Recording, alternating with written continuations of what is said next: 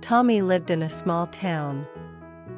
He was a cheerful and curious child.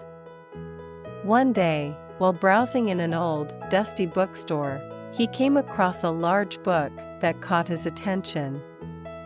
The book was titled Magical Adventures and Secret Worlds.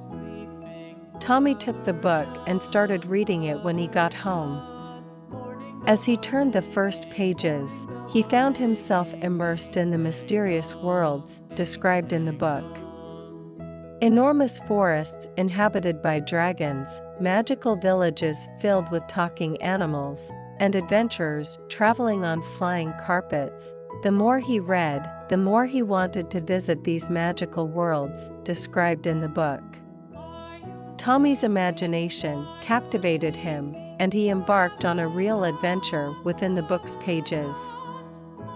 To reach the worlds in the book, Tommy needed to find a large magical key. This key would be hidden in secret places around the town. Tommy embarked on a quest full of adventures. In Tommy's town, the key pieces were hidden between the rocks, under the roots of an old tree, and in a large flower garden. Each piece was scattered all around the town. Finally, Tommy assembled all the pieces and obtained the grand magical key. With the key, he stepped out of the book's pages, feeling like he had entered the worlds he had read about. Tommy met dragons, visited magical villages, and soared through the skies on flying carpets. Every moment felt like a captivating adventure, but the most beautiful moment came when it was time to return. Tommy realized he wanted to go back to the pages of the book.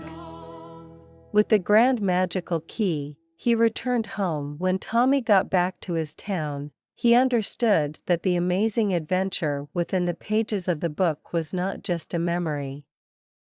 There was always a world where his imagination could take him on new adventures, and Tommy continued to visit new places in the book's pages, just like every night. And there you have it, kids, the end of Tommy's magical adventure story.